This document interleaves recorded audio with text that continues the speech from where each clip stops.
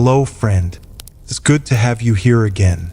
As always, I'd love to know where in the world you're listening from. Whether you're watching the sun set over mountains, or perhaps it's already deep into night where you are, and you've found yourself seeking stories in the quiet hours. That's when these old tales feel most alive, isn't it? When the modern world dims just enough to let something ancient slip through. Tonight, we're going somewhere that exists both everywhere and nowhere. A landscape that's part memory, part imagination, and part something that once felt as real as stone. We're traveling to the realm of the Greek gods, those impossible, magnificent beings who loved and raged and schemed across the peaks of Olympus and the depths of the underworld. But this isn't just mythology. This is the story of how humans made sense of existence itself. Picture this: you're standing in Greece around 800 BCE, though the stories you're about to hear are already ancient even then. The Mediterranean sun is setting, painting the Aegean Sea the color of wine, that wine-dark sea Homer will sing about. You're in a world without the answers we take for granted. No one knows why earthquakes shake the ground, why crops fail, why some children live and others die before their first breath. There are no textbooks, no scientific method, no weather forecasts. There is only the world in all its beauty and terror, and the desperate human need to understand it. The Greeks didn't invent gods to explain the unexplainable. Every culture does that. What made the Greek divine cosmos extraordinary was how profoundly human it was. These weren't distant, unknowable forces. These were beings with jealousy in their hearts and wine on their breath. They fell in love with mortals, held grudges for centuries, played favorites, made terrible mistakes. They were everything humans feared and desired, magnified to cosmic scale. But here's what makes this story truly remarkable. We're not just talking about bedtime tales passed down by grandmothers. We're talking about a sophisticated theological system that evolved over thousands of years, absorbing influences from Minoan Crete, Mycenaean warriors, Near Eastern civilizations, and countless local traditions. What we call Greek mythology is actually a vast, contradictory, endlessly fascinating collection of stories that never quite agreed with each other. And that's part of their power. These myths shaped everything. They determined how cities were built, how wars were fought, how justice was administered. When Athenians gathered in their theater to watch Sophocles' latest tragedy, they weren't just being entertained. They were engaging with the deepest questions of fate, responsibility, and divine justice.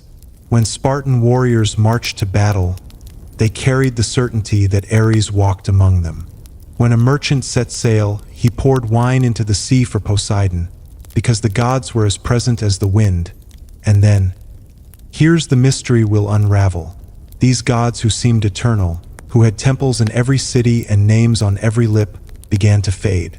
Not all at once, and not completely, but gradually over centuries. The literal belief in Zeus and Athena and Apollo transformed into something else. Metaphor, literature, art, the foundation of Western thought. How does that happen? How do beings who once demanded blood sacrifice become characters in children's books? That's the journey we're taking together. We'll trace the entire arc, from the primordial chaos before the gods, through their violent rise to power, their golden age of dominion over human affairs, their slow transformation as philosophy and Christianity reshaped the Mediterranean world, and finally their strange immortality as cultural touchstones that never quite died. We'll meet the major players, explore the contradictions, examine the rituals, and discover how these ancient stories still whisper truths about human nature that we haven't found better ways to express. Why does this matter now? Because these stories are still here, in languages you speak without realizing it. Every time you describe someone as having an Achilles heel or a Herculean task, you're invoking this world. Every time you see a caduceus on a hospital or read about a Pandora's box, you're touching something that once felt as real as your own heartbeat. The Greek gods are the ancestors of how Western civilization thinks about power, fate, love, justice, and the relationship between the human and the divine. You're about to discover that the Greek gods weren't a static pantheon but an evolving, breathing system of meaning-making that absorbed everything it touched and gave back stories powerful enough to outlive empires. You'll see how the same god could be worshipped completely differently in Athens versus Sparta, how myths changed to serve political purposes, how poets and playwrights reshaped divine personalities to explore human psychology. There will be blood, the gods were born from it. There will be beauty, they inspired humanity's greatest art. There will be contradiction, these stories never pretended to make perfect sense. And there will be wisdom, hard-won insights about existence that still ring true after 3,000 years. So settle in. Let the day's concerns drift away. We're about to step into a world where the line between mortal and immortal was always thinner than you thought, where every mountain could be a throne and every spring a goddess, where the universe itself had a story, and that story began not with light but with darkness. Now, let's begin with the void before creation, with the nothingness that somehow gave birth to everything, with the moment when the cosmos first dreamed itself into existence. In the beginning, there was chaos. Not chaos as we understand it, not disorder or confusion, but something stranger and more fundamental. The ancient Greeks imagined a vast, yawning emptiness, a gap in existence itself. Chiomicron, chaos, literally meant the gaping void, the chasm, the opening. Before earth, before sky, before the concept of before itself, there was only this infinite dark potentiality. And from chaos emerged the first beings, not through creation but through separation, through the universe learning to differentiate itself. First came Gaia, the earth herself, not a goddess of earth but earth as goddess, the deep-breasted foundation of everything solid and living. She appeared spontaneously from chaos, complete and eternal, the first definable reality in an undefined cosmos. Then came Tartarus, the deepest abyss beneath the earth, as far below the ground as heaven is above it. Not yet a place of punishment, that would come later, but simply the bottom of everything, the foundation beneath the foundation. And with Tartarus came Eros, ancient Eros, not the cute cherub of later art but primordial desire itself, the force that drives all things to unite, to create, to become more than they were. Without Eros, the universe would remain forever separate, forever alone. From chaos also emerged Erebus, the darkness, and Nyx, the night. And from their union, for Eros was already at work, came Ether, the bright upper air, and Hemera, the day. The cosmos was teaching itself the grammar of opposites. Dark and light, night and day, above and below. Reality was becoming legible. But it was Gaia who truly set creation in motion. Alone, without partner or parent, she gave birth to Uranus. The sky, the heavens, the great dome that would cover her completely. Imagine it, Earth creating sky, her equal in expanse, to be her companion and covering. Uranus was as vast as Gaia herself, stretching to her furthest edges, matching mountain to star. And when they came together, earth and sky in cosmic union, the first generation of divine beings began. Their children were the Titans, 12 of them, 6 sons and 6 daughters, each embodying fundamental forces of existence. Oceanus, the vast river encircling the world. Ceus and Crius, Hyperion who would father the sun itself, Iapetus who would father Prometheus. Thea, Rhea, Themis the lawgiver, Mnemosyne who would become memory itself, Phoebe of the bright crown, and Tethys of the waters. These were beings of unimaginable scale. When Oceanus flowed, entire coastlines shifted. When Hyperion moved, light itself bent around him. They were conscious mountains, thinking rivers, the elemental building blocks of reality given awareness and will. But Gaia and Uranus produced other children too, and here the story turns dark. The Cyclopes came next, 3 brothers, each with a single round eye in the center of their foreheads, masters of thunder and lightning and storm. And after them, the Centimanes, the 100-handed ones, each with 50 heads and 100 arms, beings of such overwhelming power and strangeness that even other gods found them monstrous, and Uranus, looking upon these last children, felt only revulsion that he couldn't destroy them. They were immortal, deathless as he was. So he did something worse. He took the Cyclopes and the Centimanes and thrust them back into Gaia's womb, deep into the secret places of the earth, imprisoning them in her body. Imagine the cruelty of it. A father forcing his children back into their mother, turning her into their prison, and Gaia could do nothing but endure the agony of containing these vast, powerful beings within herself. She groaned with the pain of it. The earth itself shuddered, and in her suffering, Gaia began to plot revenge. She created from herself a great sickle, a harvesting blade of adamant, the hardest substance in existence, harder than diamond, sharp enough to cut divinity itself. And she gathered her Titan children and said, "Children, we have a cruel father. If you will obey me, we will punish him for his wickedness. Who among you has the courage?" The Titans drew back, afraid.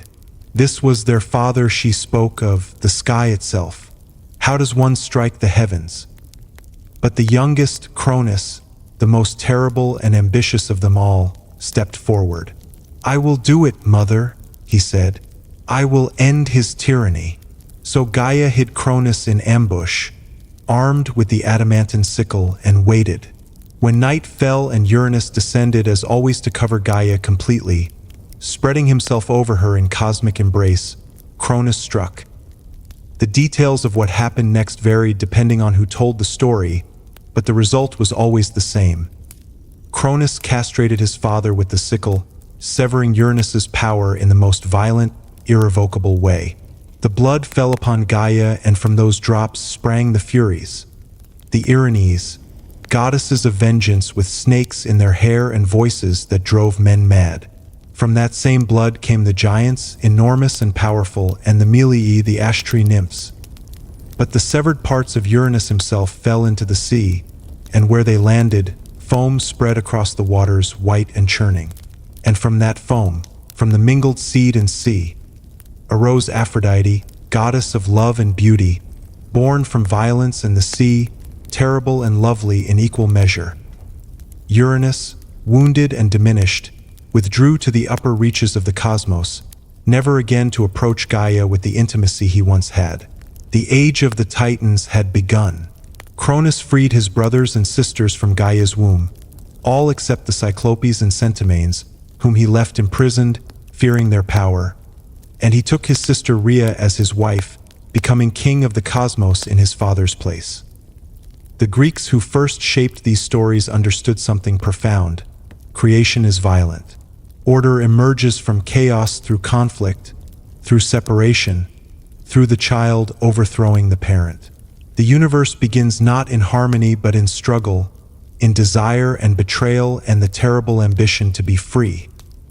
This wasn't sanitized mythology. This was the cosmos as they experienced it. Beautiful and brutal, creative and destructive, generation cannibalizing generation in the endless cycle of becoming. The foundation of all that followed was built on patricide and blood. And the pattern, once established, would repeat.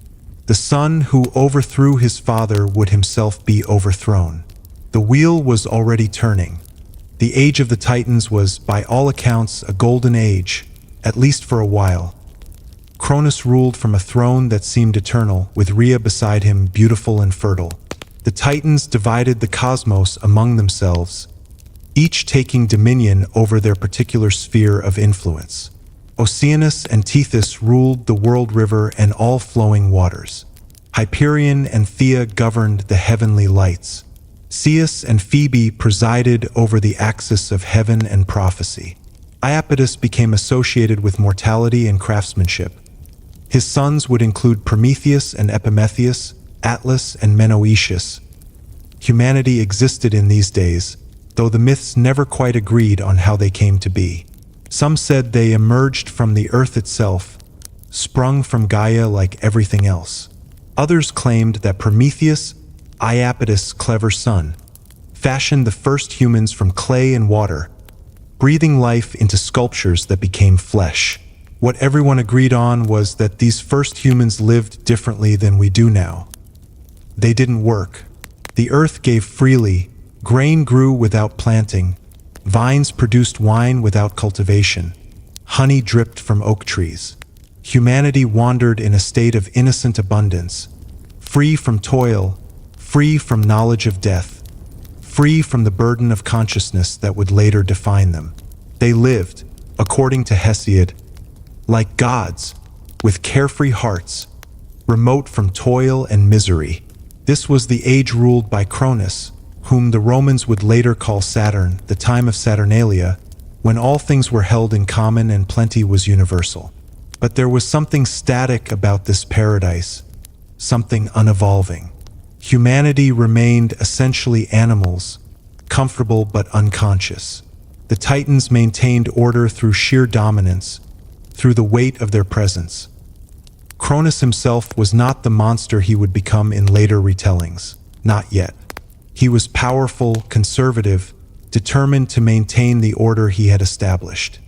He had overthrown his father to free himself and his siblings from tyranny, but having seized power, he found he rather liked keeping it. And then Rhea became pregnant. The first child was a daughter, Hestia, goddess of the hearth. Cronus received the news with joy, then growing unease. He had not forgotten his father's fate. He had not forgotten that he himself had risen up against Uranus.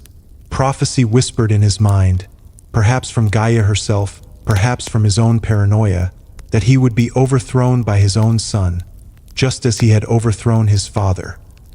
The Titans understood cyclical time. They knew that patterns repeat, that the wheel turns, that the young always replace the old. And Cronus, despite all his power, despite ruling the entire cosmos, could not escape that fundamental LW. So when Rhea brought him their daughter, he did the unthinkable. He swallowed her whole. Not killed. The gods cannot truly die, but consumed, imprisoned within his own body, where she could never grow powerful enough to threaten him. Rhea watched in horror, but what could she do? He was king of the cosmos, master of time itself. Then came the second child, Demeter, who would have been goddess of harvest and growth. Cronus swallowed her too. Then Hera, majestic and proud even as an infant, swallowed. Then Hades, dark and terrible, swallowed. Then Poseidon, lord of all waters, swallowed. With each birth, Rhea pleaded and wept, but Cronus was unmoved. Better to imprison his children within himself than to risk being overthrown. At least this way they existed, trapped in timeless suspension inside their father's body, unable to age or grow or challenge him. The Titans watched but did not intervene. This was the prerogative of kingship, the right of the ruler to maintain order however he deemed necessary. Besides, who among them wished to challenge Cronus? He wielded the same adamantine sickle that had unmanned Uranus. He ruled absolutely. But Rhea's grief was absolute too. 5 children consumed, 5 pieces of her heart swallowed into darkness. When she felt the 6th pregnancy beginning, she knew she could not endure it again. This time she would be clever. This time she would seek help. She went to her mother, Gaia, who knew something of cruel husbands and stolen children. Together they devised a plan. When the 6th child was born, a son powerful and bright, Rhea hid him away on the island of Crete, in a cave on Mount Ida, far from Cronus's sight. Then she took a stone, roughly the size and weight of a newborn, wrapped it in swaddling clothes and brought it to Cronus. He barely looked at it. He opened his mouth, vast enough to swallow mountains, and gulped down what he thought was his son. The stone settled in his belly with the others, and Cronus felt secure again. 6 children, all safely imprisoned. His throne was safe. But in that cave in Crete, the real child was growing. His name was Zeus, and he would change everything. The infant was given to the care of the nymph Amalthea. Some said she was a goat. others that she was a divine nursemaid who owned a goat. He drank the milk of the goat, and the horn that broke from her head became the cornucopia, the horn of plenty, forever after producing endless abundance. The Kurites, young warrior gods, danced around the cave, clashing their spears against their shields to drown out the baby's cries. So that Cronus would never hear his son's existence, Zeus grew quickly, as gods do. He grew strong on nectar and ambrosia, the food of immortals. He grew wise, learning the secrets of earth and sky. And he grew angry, hearing the story of his siblings imprisoned within their father's body, of his mother's grief, of his father's tyranny. The golden age was ending, though Cronus didn't know it yet. Change was coming, gestating in that secret cave, preparing to overturn the order of the cosmos itself. Everything that came before, the primordial chaos, the emergence of earth and sky, the birth of the Titans, the establishment of Cronus's rule, all of it had been prelude. The real story, the one that would define Greek theology for millennia, was about to begin.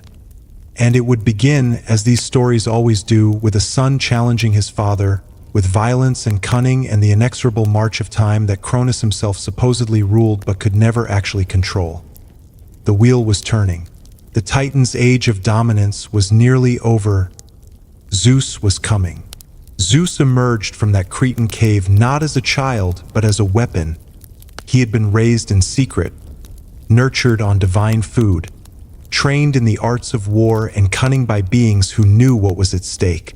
The young god had his father's strength and his grandmother's patience, and he carried something else too.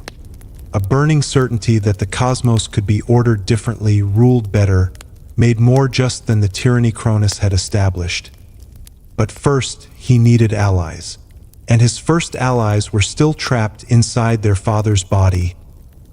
Zeus sought out Métis, the Titaness of cunning intelligence, daughter of Oceanus. She was wisdom personified, strategy given form. Together they concocted a potion. Sources differ on the exact ingredients, but it was powerful enough to make even an immortal god vomit. Zeus, through cleverness or disguise or simply boldness, convinced Cronus to drink it. The effect was immediate and catastrophic. Cronus's body convulsed, his divine throat heaved, and out came the stone first that rock Rhea had substituted, which was later set up at Delphi as a monument. Then came the gods themselves in reverse order of swallowing. Poseidon, Hades, Hera, Demeter, Hestia. They emerged fully grown, fully formed, blazing with power and rage at their imprisonment. Imagine that moment. 6 gods, kept in timeless suspension within their father, suddenly free. Hestia, gentle and fierce, the hearthkeeper who would choose never to marry. Demeter, tied to earth and grain, already mourning the daughter she didn't yet know she would have. Hera, queen in waiting, proud and jealous.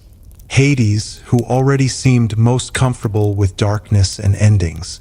Poseidon, wild as the sea he would claim. And Zeus, the liberator, the youngest who had orchestrated it all. Cronus realized his doom the moment he saw them.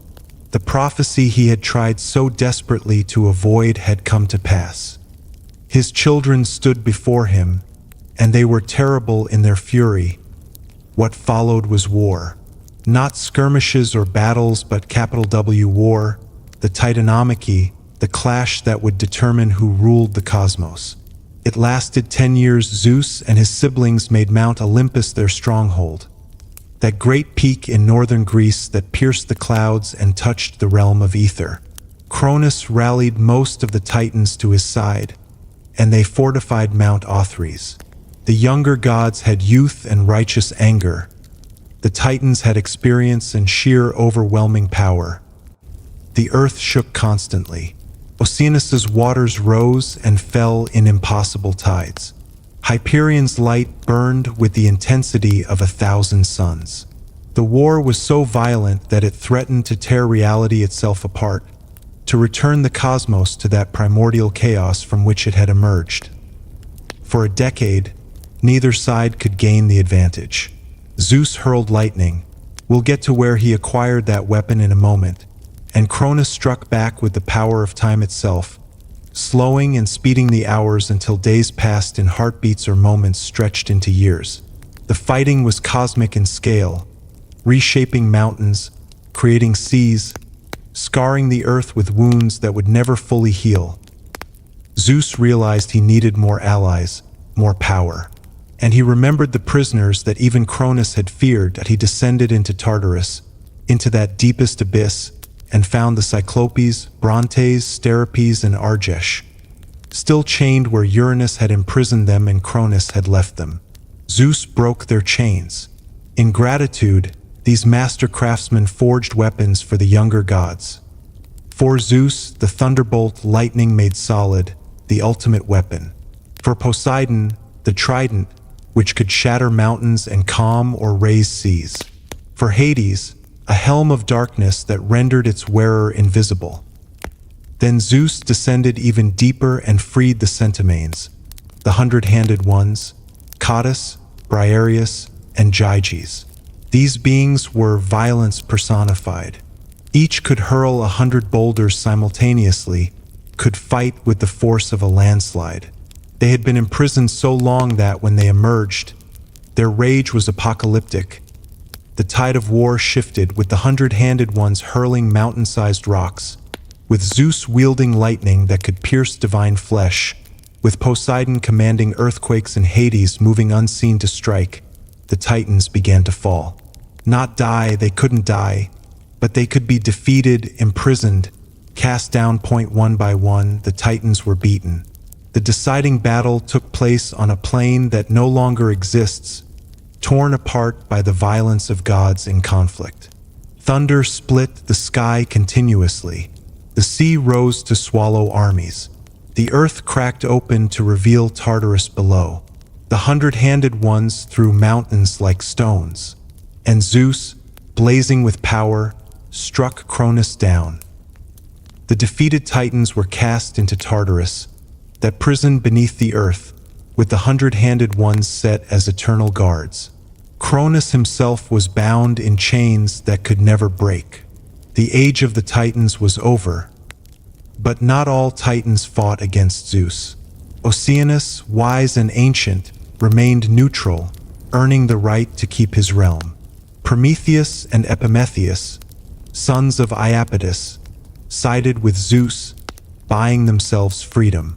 Themis, the lawgiver, recognized justice when she saw it and joined the victors. The cosmos was learning to adapt. With the war won, the three sons of Cronus divided the cosmos by lot. Zeus claimed the sky and became king of gods. Poseidon took the seas. Hades was given the underworld, the realm of the dead, not a punishment but a necessary dominion. For death was entering the world in new ways now. The earth and Olympus were to be shared by all.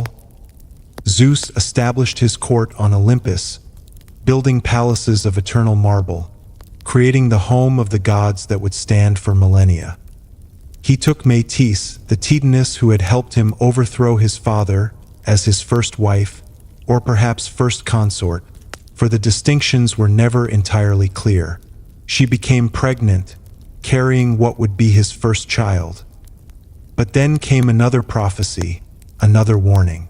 The child Metis carried would be a daughter, and she would later bear a son who would overthrow Zeus, just as Zeus had overthrown Cronus, just as Cronus had overthrown Uranus. The pattern, 3 generations deep, seemed inescapable. Zeus, having just seized power through violence, having just imprisoned his own father, was not about to repeat Cronus's mistake. But he was clever in a way Cronus had never been. He didn't try to imprison the child. He went earlier in the chain of causation. He swallowed Metis herself, pregnant with his daughter. Thus the goddess of wisdom disappeared inside Zeus, becoming part of him, and the daughter she carried, Athena, would eventually be born not from a mother's womb but from Zeus's own head, springing forth fully armored. But that's a story for later. What matters now is that Zeus, having won his throne through cunning and force, was consolidating power in exactly the way that would define his reign. Through strategic marriage, through absorbing potential threats, through distributing authority among his siblings and allies while keeping ultimate power for himself. The Olympian order was taking shape. The gods who would rule for the next age of the world were establishing their domains, their relationships, their personalities.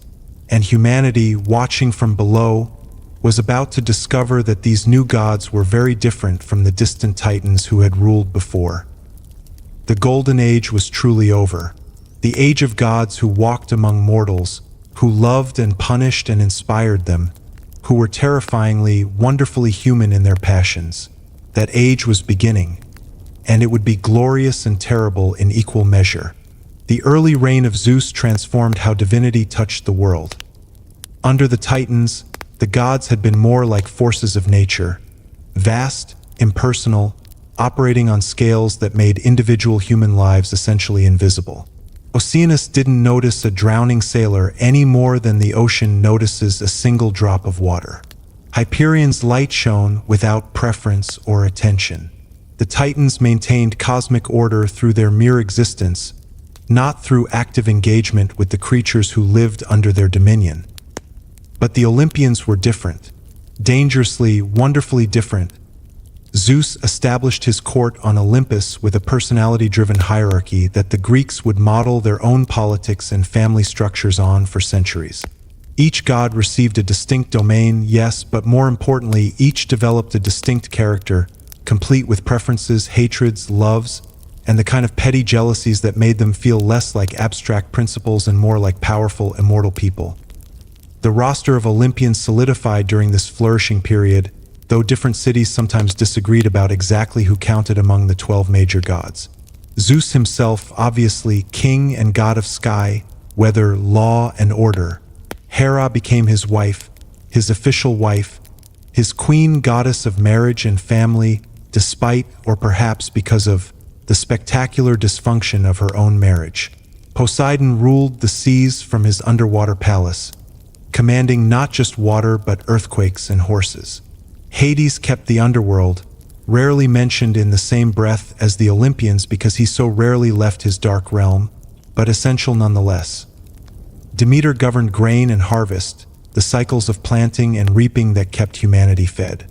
Hestia tended the hearth, the sacred fire at the center of home and city, the least dramatic but perhaps most beloved of the gods, for she never caused trouble, never played favorites, simply maintained the warmth that made civilization possible.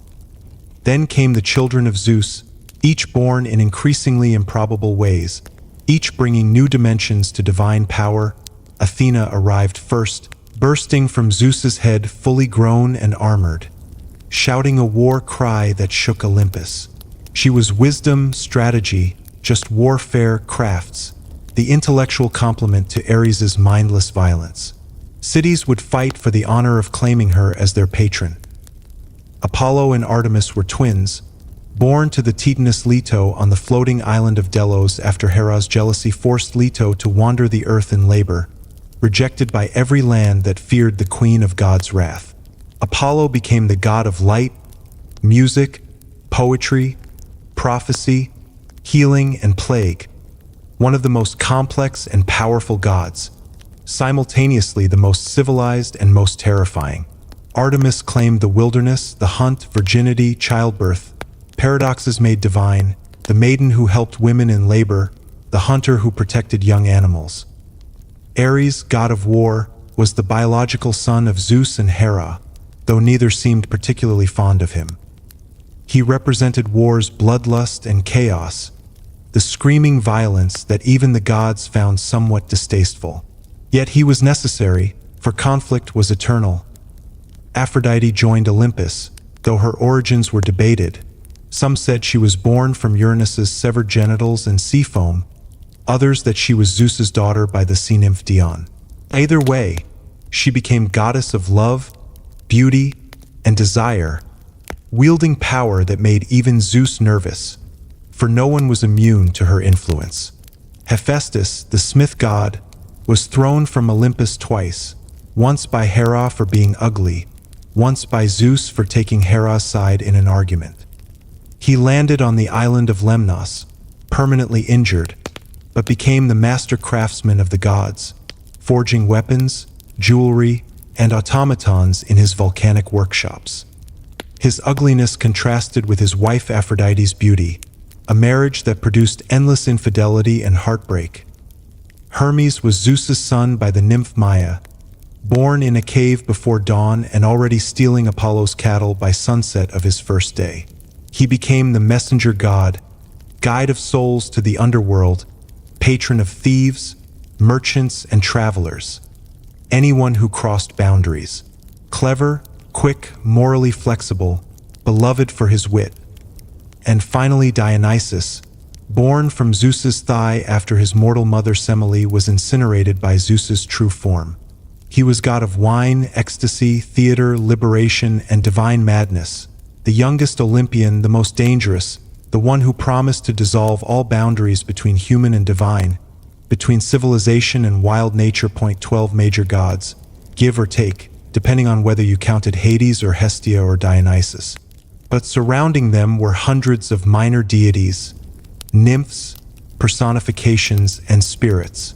Every spring had its naiad, every tree its dryad, every mountain its oreads. The muses inspired art and science. The graces embodied charm and beauty. The horai hours governed the seasons. The morai, the fates, spun, measured, and cut the thread of every life, and even Zeus could not override their determinations. This was the cosmos in full bloom. The gods didn't just rule, they participated. They had children with mortals, producing heroes of impossible strength and courage. They intervened in human affairs constantly, taking sides in wars, punishing hubris, rewarding piety, seducing beautiful mortals, and generally making themselves thoroughly known. Cities built temples of astounding beauty.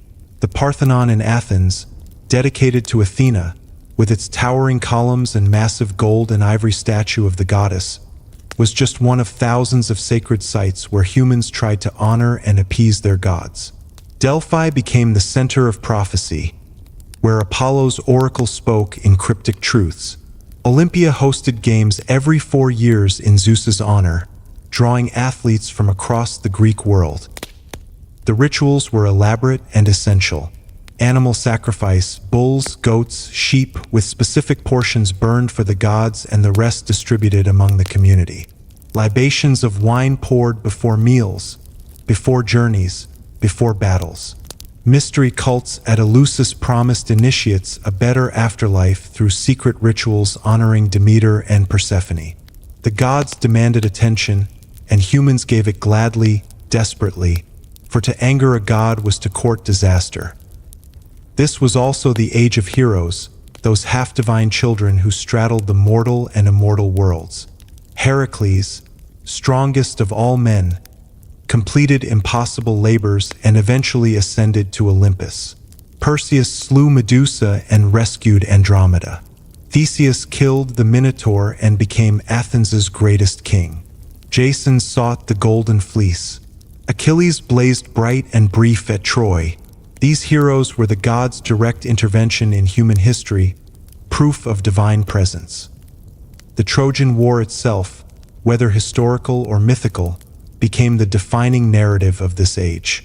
The gods chose sides, with Athena, Hera, and Poseidon supporting the Greeks while Aphrodite, Apollo, and Ares aided the Trojans. They fought alongside mortals, bled ichor when wounded, loved human warriors and wept when they died. The Iliad and the Odyssey, Homer's great epics, captured this divine involvement in unforgettable poetry. Temples employed hundreds of priests and priestesses. Every city had its patron deity, and rival cities would argue theology as fiercely as they fought wars. Athens belonged to Athena because she gave the city the olive tree, beating Poseidon's offering of a saltwater spring. Sparta claimed descent from Heracles. Thebes was sacred to Dionysus. The divine and civic identities were inseparable. philosophy emerged from this religious context. Thinkers like Xenophanes questioned the anthropomorphic gods, asking why people imagined deities who looked and acted like humans. Heraclitus spoke of underlying logos, rational principle beneath appearances. But even the philosophers operated within the framework of divine reality.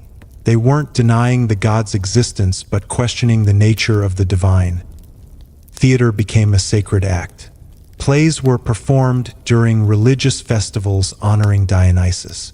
Tragedians like Aeschylus, Sophocles, and Euripides used mythological stories to explore fate, justice, human suffering, and divine cruelty. Comedians like Aristophanes openly mocked the gods, but within the safe confines of ritual comedy, when such mockery was permitted. This was the peak. This was when the gods felt most present, most real, most intimately involved in human life. Every aspect of existence had its deity. Going to war? Sacrifice to Ares and Athena. Setting sail? Pour libations to Poseidon. Getting married? Honor Hera. Having a baby? Pray to Artemis. Starting a journey? Ask Hermes for protection. The gods were the operating system of reality. And yet, even at this height of flourishing, there were seeds of what would come after. But how did it actually work? How did you navigate a cosmos populated by dozens of major gods, hundreds of minor ones, and countless spirits, each with their own domains, personalities, and demands? The Greeks developed an intricate system of religious practice that governed every aspect of life. It wasn't about faith in the way we understand it now. Nobody asked whether you believed in Zeus the way modern religions ask about belief. The god's existence was simply fact, as obvious as the sun rising. The question wasn't belief but relationship. How do you maintain proper relations with beings far more powerful than yourself?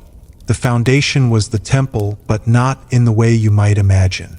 Temples weren't gathering places for congregations.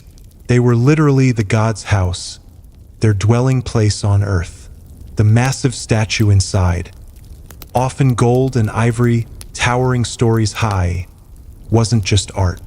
That was the god, or at least the god's presence made manifest. Only priests entered the inner sanctum. Worshippers stayed outside in the precinct where the real action happened. Sacrifice was the central transaction. Not metaphorical sacrifice, actual animals killed according to precise rituals. A bull for Zeus, a cow for Hera, goats for Aphrodite or Dionysus. The animal had to be perfect, unblemished. It had to appear to consent, nodding its head, sometimes encouraged by sprinkling water that made it shake. The priest would say prayers, then cut the throat. Blood would pour onto the altar while participants watched intently, because how the animal died, how the blood flowed, whether it bellied properly, all of it conveyed messages from the divine. The meat was then divided according to strict custom. The thigh bones wrapped in fat were burned for the gods. They consumed the smoke and essence. The organs were examined for omens. The rest was cooked and eaten by the community. Religion and social cohesion were inseparable. To share sacrificial meat was to affirm your place in the civic and cosmic order simultaneously. Every significant event required divine acknowledgement. Before battle, commanders sacrificed and examined the livers of animals for favorable signs. Before assemblies, before weddings, before journeys, before harvest, constant ritual punctuation of ordinary time. Libations were simpler, pouring wine or olive oil on the ground, onto altars, into the sea. To the gods, you'd say and pour. It cost little but demonstrated the essential posture.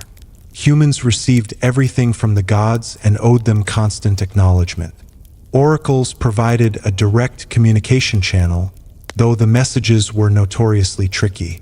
The most famous was Apollo's oracle at Delphi, where the Pythia, a priestess, would enter an ecstatic trance, possibly inhaling volcanic gases, and speak prophecies in riddles. Kings and common people alike would travel vast distances to ask questions, presenting expensive offerings for the privilege of receiving cryptic answers that became clear only after events had already unfolded. "You will destroy a great empire," the oracle told the Lydian king Croesus when he asked about fighting Persia. He did destroy a great empire, his own. The oracles always spoke truth, but truth that humans invariably misunderstood, a perfect metaphor for the relationship between mortal and divine knowledge. Mystery cults offered something the public religion didn't: personal salvation and secret knowledge.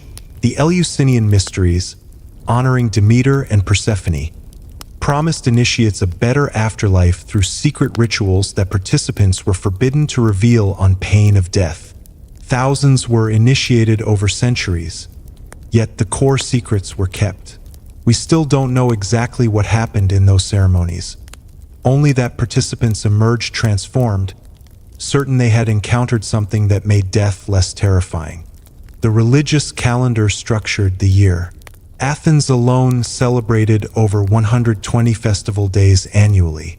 The Panathenea honored Athena with processions, athletic competitions, and the presentation of a new robe woven for her statue. The city Dionysia featured dramatic competitions where playwrights like Sophocles and Euripides premiered their tragedies and comedies. Religious festivals where art explored the relationship between humans and fate, mortals and gods. Priests and priestesses weren't a separate clergy in the Christian sense.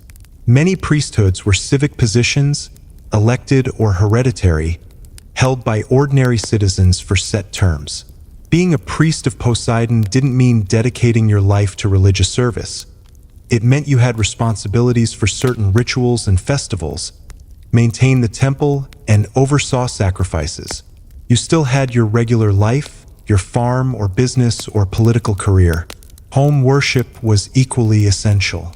Every house had a hearth sacred to Hestia, a household altar where the family would offer daily prayers and small sacrifices. Herms, square pillars with Hermes' head and erect phallus, stood outside doorways, protecting boundaries. Before meals, you offered portions to the gods. When family members departed or returned from journeys, you performed rituals of protection and thanksgiving. The dead required constant attention too. They weren't with the gods. Most went to Hades' gray realm, neither punished nor rewarded, simply existing as shadows of their former selves. But they could affect the living. Families would bring offerings to graves, pour libations, maintain the memory of ancestors who otherwise would fade into complete oblivion. This entire system functioned as social glue. The same rituals and temples across the Greek world created shared identity despite political fragmentation. Greeks from Athens and Sparta and Corinth might war with each other, but they all sacrificed to Zeus, all consulted Delphi, all competed at Olympia. The gods gave Hellenism coherence even when Greek city-states had little else in common. Yet even at the height of this ritualized order, cracks were appearing, not in the practices themselves, but in how people thought about them. The same culture that produced elaborate religious ritual also produced philosophy, and philosophers were asking uncomfortable questions. Xenophanes, back in the 6th century BCE, had already pointed out the absurdity. If oxen and horses and lions had hands and could paint, they would paint gods who looked like oxen and horses and lions. He mocked the idea that gods resembled humans, arguing that people created deities in their own image rather than vice versa. Ethiopians, he noted, described gods as dark-skinned. Thracians said their gods had blue eyes and red hair.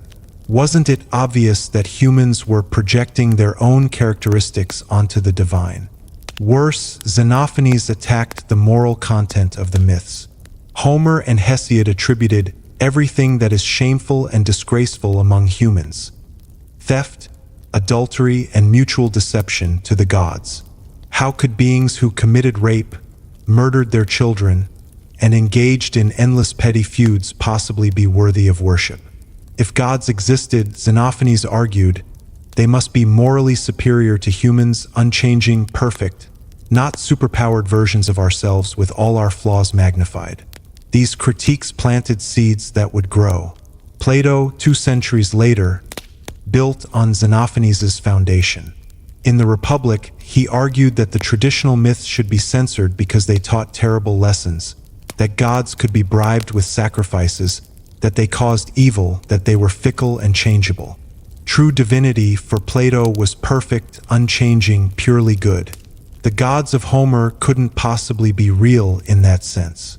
The machinery of ritual continued, but intellectual elites were increasingly treating myths as allegory or poetry rather than literal truth.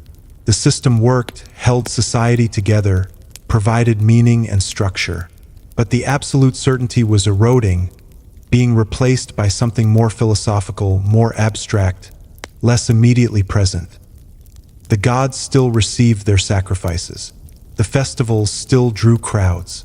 But the relationship was becoming transactional, civic, traditional rather than filled with genuine awe and terror. The peak was passing, though few yet realized it. The order that had seemed eternal was actually contingent, built on foundations that philosophy was quietly undermining even as ritual practice flourished. Change was coming, slow as seasons, inevitable as tide. If there was a single moment when the Greek gods felt most powerfully alive, most thoroughly woven into human consciousness, it might have been the century surrounding the classical age of Athens, roughly 500 to 400 BCE. This was when everything aligned. Political power, artistic achievement, philosophical inquiry, and religious devotion all reached heights that would never quite be matched again. The gods weren't just believed in, they were experienced, argued with, represented in art that took your breath away, explored in literature that asked questions humans are still trying to answer. Athens, having survived the Persian invasions, was rebuilding itself as the greatest city in the Greek world. Pericles directed enormous resources toward beautifying the Acropolis, creating a sacred precinct that would demonstrate Athenian power, wealth, and devotion in equal measure. The Parthenon rose between 447 and 432 BCE, perfect in its proportions, housing Phidias's massive statue of Athena Parthenos, 40 feet tall, covered in ivory and gold, her armor decorated with mythological scenes, her shield bearing the images of Amazons and giants defeated by the gods. To stand before that statue was to understand divine presence in physical form. The gold alone was worth an incomprehensible fortune, but the artistry was priceless. Athena's eyes seemed to follow you. Her expression combined wisdom, power, and something almost tender, the protective goddess who loved her city and its people. Pilgrims traveled from across the Mediterranean to see her, and many wept. But Athens was just one city. Olympia hosted the games every 4 years, and during the competitions, all Greek warfare ceased, a sacred truce in honor of Zeus. Athletes competed naked, their bodies oiled, representing their cities before the gods and each other. Victory brought divine favor and civic glory intertwined. The stadium could hold 45,000 spectators, all gathered under Zeus's watchful presence, his temple housing another wonder. The statue by Phidias showing Zeus seated on his throne, so magnificent that it was counted among the 7 wonders of the ancient world. Delphi, perched on the slopes of Mount Parnassus, drew everyone seeking divine guidance.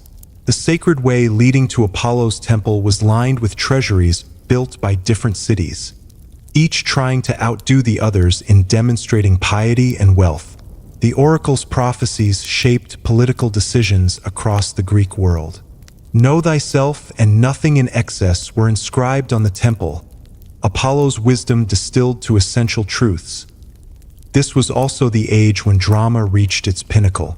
The theater of Dionysus in Athens seated 17,000 people who would watch, over several days, multiple plays exploring the deepest questions of existence through the lens of mythology.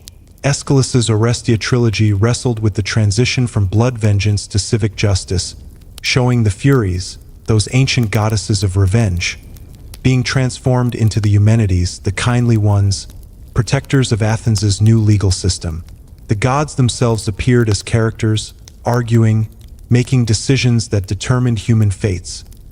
Sophocles wrote Oedipus Rex, that devastating examination of fate, knowledge, and the limits of human agency. Could Oedipus have avoided his destiny? The gods knew, Apollo's oracle foretold it, and every action Oedipus took to escape his fate led him directly into it. The plays weren't entertainment. They were theological exploration, communal wrestling with questions that had no easy answers. Euripides pushed further, questioning the gods' morality directly. His Medea showed a woman driven to infanticide by betrayal. His Bacchae depicted Dionysus punishing those who denied him with terrifying cruelty. These weren't comfortable affirmations of divine justice. They were challenges, provocations, forcing audiences to confront the darker implications of gods who acted from jealousy and rage. The gods permeated daily language and thought. You didn't just hope for good weather, you prayed to Zeus. A successful voyage meant Poseidon had been favorable. A good harvest was Demeter's gift. Beautiful craft work honored Athena. Successful hunting thanked Artemis. The divine was the explanation for everything, the framework within which all experience was interpreted. Heroes and mortals still interacted with gods in ways that felt immediate. Alexander the Great, just after this period, claimed descent from both Heracles and Achilles, visited the oracle of Ammon in Egypt, and emerged believing himself Zeus's son. This wasn't metaphor to him or to his contemporaries. It was genealogy, identity, the source of his right to rule the known world. The Panathenaic procession, carved into the Parthenon's frieze, showed the entire city processing to honor Athena. Citizens and resident foreigners, cavalry and foot soldiers, maidens carrying offerings, the sacred robe woven specially for the goddess. The frieze was unique in showing mortals on a temple usually reserved for mythological scenes, suggesting that in honoring Athena properly, Athenians became part of the divine story themselves. Philosophy flourished precisely because religious infrastructure was so strong. Socrates could question everything, could claim his philosophical mission came from Apollo's oracle, could argue that true piety meant questioning rather than blind acceptance, and he operated within a world saturated with divine presence. Even his execution for not believing in the gods the city believes in shows how seriously Athens took religious matters. This was the moment of perfect balance. The gods were taken seriously enough to inspire the greatest art and literature, questioned seriously enough to produce sophisticated philosophy, believed in practically enough to govern civic and personal life. The system worked at every level: psychological, social, political, artistic, intellectual. But it was a pinnacle, which meant the only direction left was down. Not collapse, nothing so dramatic, but a slow, almost imperceptible shift. The generation that built the Parthenon believed absolutely. Their children believed but questioned. Their grandchildren questioned but practiced. Eventually, practice would become tradition, tradition would become culture, and culture would become history. For now, though, in this shining moment, the gods were everywhere and everything, and Greek civilization blazed with the light of that certainty. The decline of belief in the Greek gods didn't announce itself with trumpet blasts or dramatic revelations. It crept in sideways, disguised as sophistication, as education, as the very intellectual advancement that Athena supposedly championed. The Sophists arrived in Athens in the late 5th century BCE, teachers who charged fees to instruct young men in rhetoric and argument. They were brilliant and dangerous, capable of arguing any position convincingly, making the weaker argument appear stronger. But their real impact was philosophical corrosion.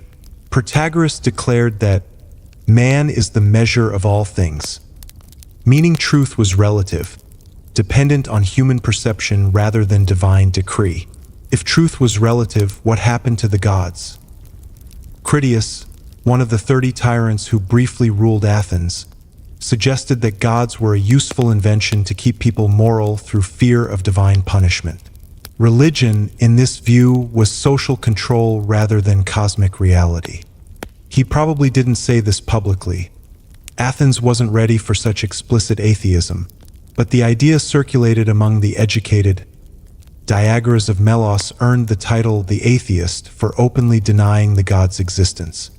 He was charged with impiety and fled Athens, but the fact that such ideas could be spoken at all indicated shifting ground. Earlier generations wouldn't have needed laws against atheism because atheism would have been literally unthinkable, like denying the existence of the ground beneath your feet. The Peloponnesian War, 431 to 404 BCE, shook Greek civilization to its foundations. Athens and Sparta, the two greatest powers, tore the Greek world apart in a conflict that lasted nearly 3 decades. The war crimes were spectacular. Athens executing the entire adult male population of Melos and enslaving the women and children.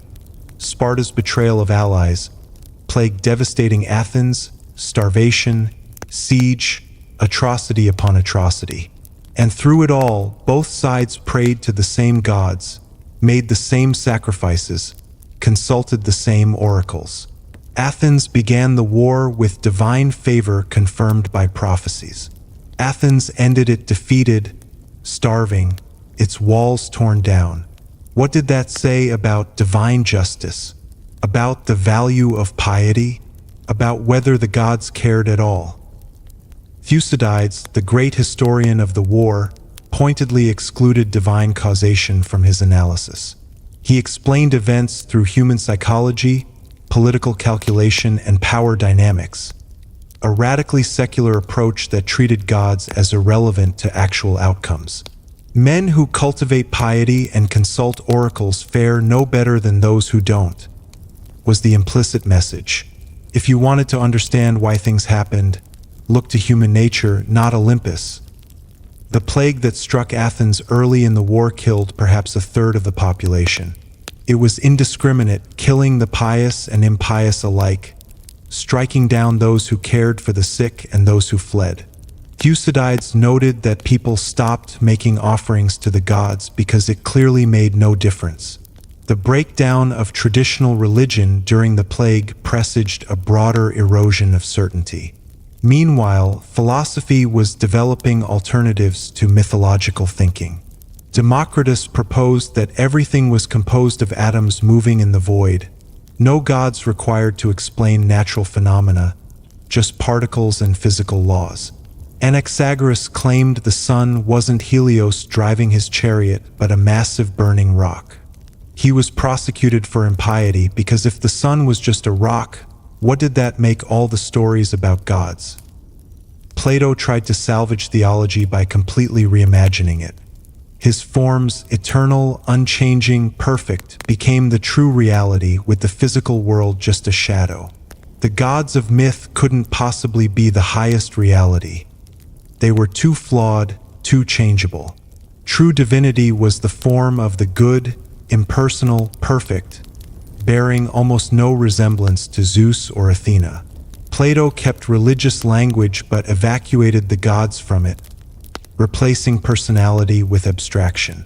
Aristotle went further, proposing the unmoved mover, a divine principle that set the universe in motion but remained entirely uninvolved with human affairs, thinking only about thinking itself. This god didn't answer prayers, demand sacrifices, or care about human behavior. It was the opposite of the Olympians in every meaningful way.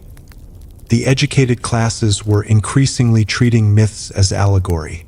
When Homer described Athena appearing to Achilles, sophisticated readers understood this as personifying Achilles' own wisdom, not literal divine intervention.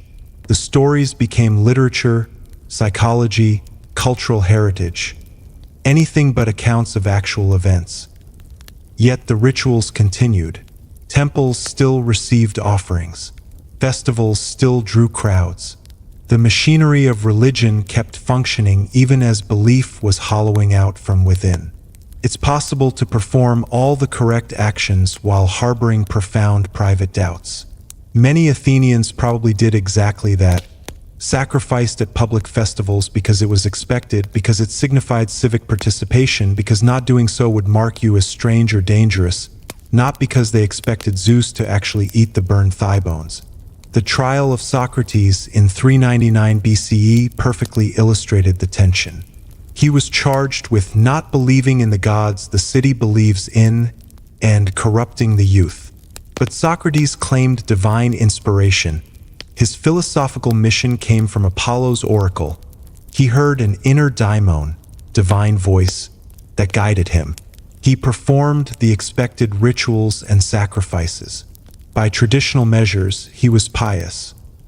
What Athens couldn't tolerate was his constant questioning, his refusal to accept traditional answers, his insistence that truly honoring the gods meant pursuing wisdom rather than just performing rituals.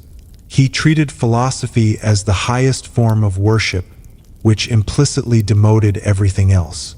His execution was Athens saying, "We don't actually believe anymore, but we're not ready to admit it, so anyone who forces the question must be silenced." The 4th century BCE saw the rise of Macedonia under Philip II and then Alexander the Great.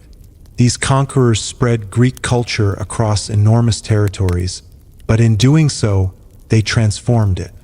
When Greeks encountered Egyptian, Persian, and Indian religious systems, the clean boundaries between gods blurred. Syncretism began, identifying foreign gods with Greek equivalents, creating hybrid deities, mixing mythologies. Alexander declared himself divine, the son of Zeus Ammon. Earlier Greeks would have called this hubris and expected divine punishment. But Alexander conquered the known world and died in bed at 32, drunk and fevered but undefeated. The old rules seemed not to apply anymore. The city-state was dying, replaced by vast empires. And the city-state had been the primary context for Greek religion. Civic identity and divine worship were inseparable. When political structures changed so dramatically, religious structures couldn't help but change too. The cracks were still small. Most people still believed, or at least acted as if they believed. But the certainty was gone, replaced by questions that earlier generations hadn't known how to ask. The gods were still there, but they were quieter, more distant, less immediately involved in explaining why things happened. The erosion had begun, gentle as water wearing stone, invisible in any single moment but inexorable over time. The Hellenistic period, roughly 323 to 31 BCE, from Alexander's death to Roman conquest, saw Greek culture spread across 3 continents while simultaneously fragmenting into something barely recognizable to classical Athenians. Alexander's generals carved his empire into kingdoms. The Ptolemies in Egypt, the Seleucids in Syria and Persia, the Antigonids in Macedonia. Greek became the lingua franca from Libya to India. But this diffusion diluted as much as it spread. The gods traveled, and in traveling, they changed. In Egypt, Zeus merged with Ammon, becoming Zeus Ammon. Serapis emerged as a syncretic deity combining Osiris, Apis, and Greek elements, manufactured by the Ptolemies to unite Greek and Egyptian subjects under shared religion. This worked politically, but spiritually it was hybrid, negotiated, consciously constructed rather than organically believed. The Romans complicated everything further. As they conquered the Mediterranean, they practiced interpretatio Romana, systematically identifying Greek gods with their own deities. Zeus became Jupiter, Athena became Minerva, Aphrodite became Venus.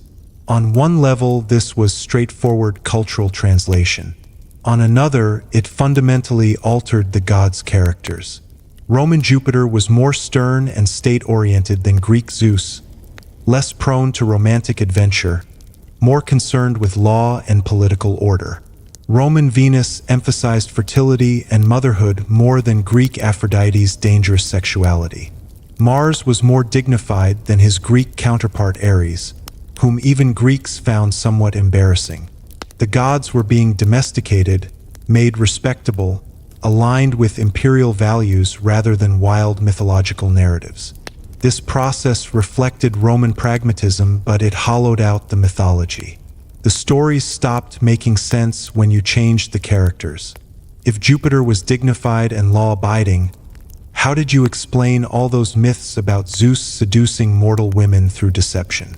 If Venus was primarily a mother goddess, what happened to the story of her affair with Ares? The myths and the updated gods no longer matched. New philosophical schools offered alternatives that increasingly resembled religions themselves.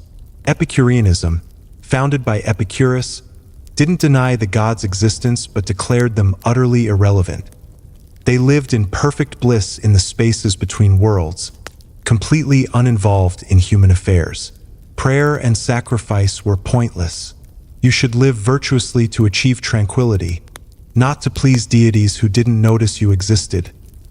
Stoicism proposed that Zeus was just another name for the divine logos, the rational principle pervading all reality.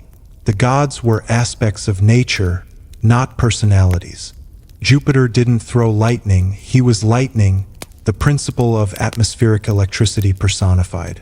This philosophical monotheism kept traditional language while completely transforming the content. Mystery cults exploded in popularity precisely because public religion felt increasingly empty. The cult of Isis, imported from Egypt, promised personal salvation and direct divine relationship. Mithraism, from Persia, offered initiates secret knowledge and guaranteed afterlife rewards. These religions provided what the traditional gods no longer seemed to: personal connection, meaningful ritual, certainty about death. The educated classes were essentially post-religious while maintaining appearances. Cicero, writing in the 1st century BCE, defended traditional religion publicly while admitting privately that most augury was nonsense, most myths ridiculous, most theology incoherent. But he argued for maintaining the forms because they provided social cohesion, linked present to past, and gave common people comfort. Religion as useful fiction, a far cry from genuine belief. The Roman Empire's vast scale made localized, civic religion increasingly awkward. When you ruled from Britain to Mesopotamia, from Germany to Ethiopia, what did it mean to worship the gods of a specific Greek city-state? The gods had to become universal to remain relevant, but in becoming universal they lost specificity, personality, the local character that had made them feel real. Emperor worship emerged as a political solution that created theological confusion. Julius Caesar was deified after death. Augustus was worshipped as divine during his lifetime in the eastern provinces. But these were clearly political acts, not spontaneous religious devotion. When you could watch someone become a god through Senate vote, it rather undermined the whole concept of divinity. The traditional myths were increasingly seen as embarrassing by the sophisticated. How could you take seriously gods who committed incest, rape, murder? Ovid's Metamorphoses, written around 8 CE, retold hundreds of myths with such elegant irony that you couldn't tell if he was honoring or mocking them. Probably both. The stories were beautiful and absurd simultaneously, worthy of preservation but impossible to believe literally. Christians began appearing in this landscape, initially as a strange Jewish sect, then as something stranger. A religion offering exclusive truth, demanding total commitment, promising eternal rewards or punishments based on belief and behavior. The contrast with traditional Greco-Roman religion was stark. The old gods didn't demand belief, just proper ritual. You could doubt Zeus's existence privately as long as you sacrificed publicly. Christianity demanded inner conviction. The old gods permitted worshipping many deities. Christianity insisted on one. The old gods promised little about afterlife. Christianity made it central. The old gods were indifferent to your morality if you performed correct rituals. Christianity made morality the whole point. For people seeking meaning in a vast, bureaucratic empire, for people suffering who wanted to believe suffering had purpose, for people wanting clear answers in a philosophically confused age, Christianity's certainty was appealing. The gods of Olympus offered no comparable promises. Persecution of Christians by Roman authorities, intermittent and localized before the 3rd century CE, accidentally strengthened the new religion through martyrdom. No one died for Zeus, what would be the point? But Christians went to death affirming their faith, which impressed observers and suggested they possessed something worth dying for.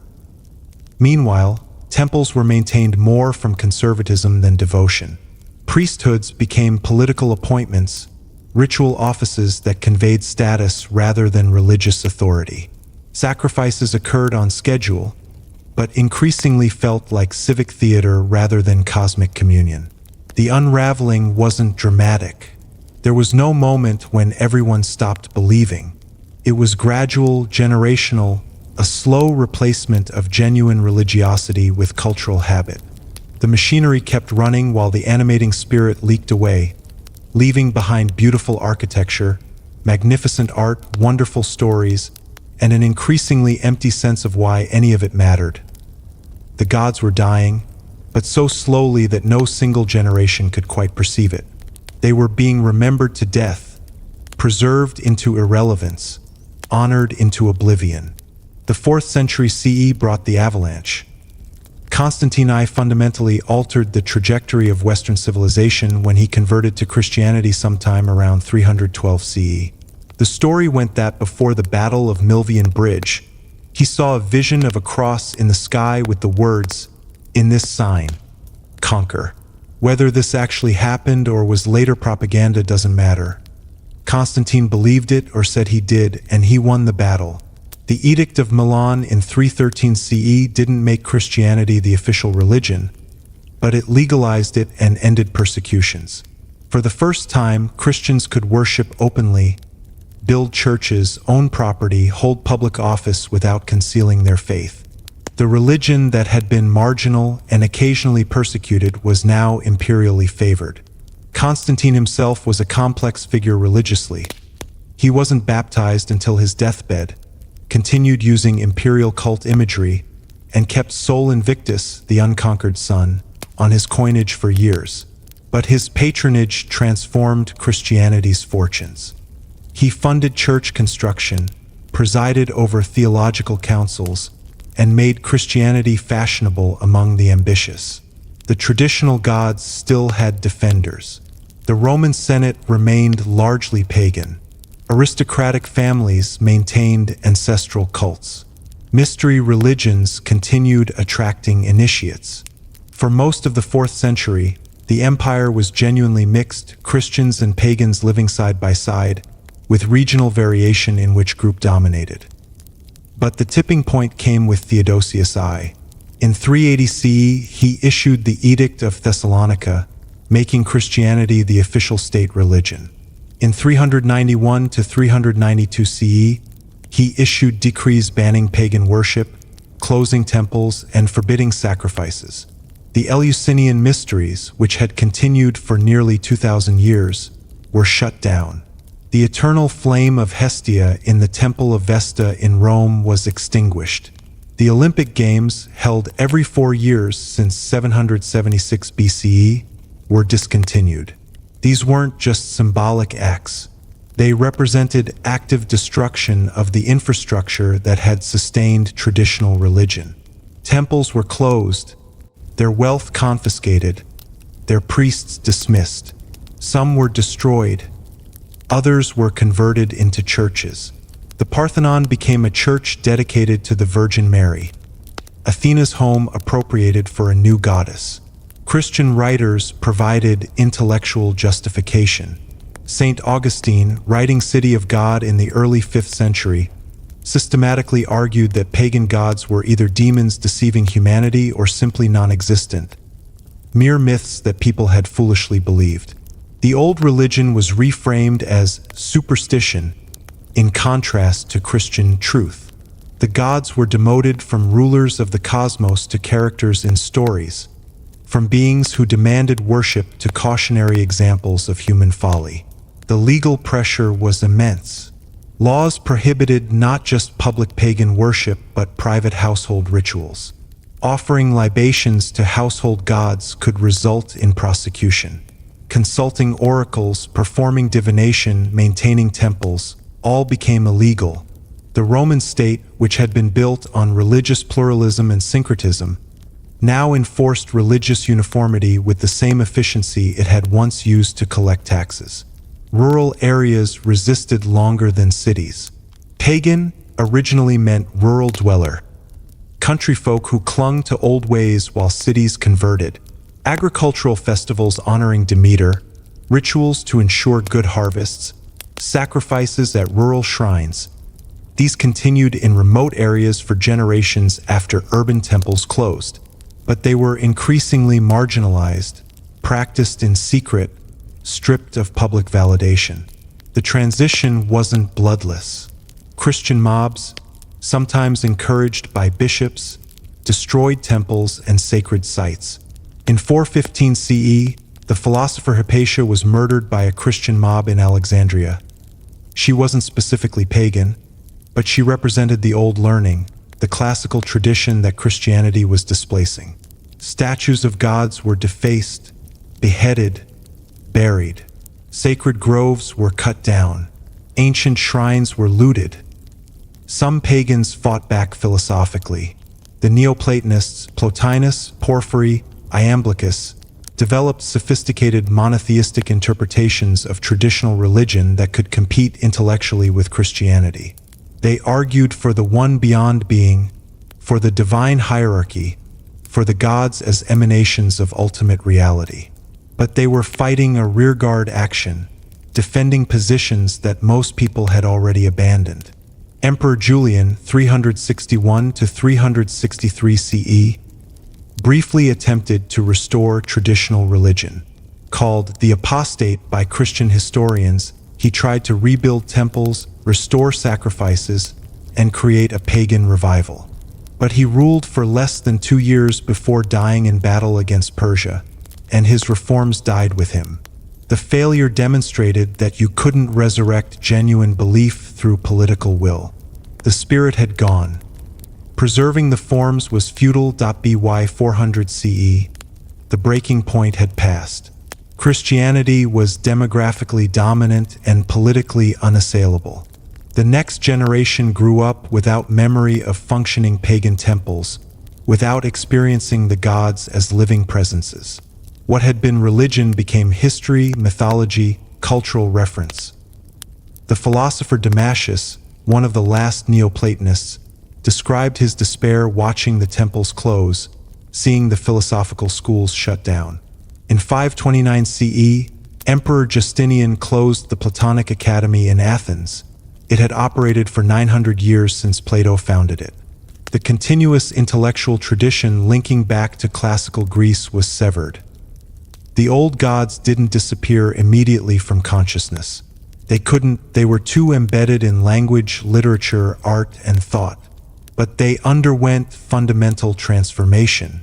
From beings who actually existed and demanded worship, they became characters in stories people told, symbols in allegories, names in etymologies.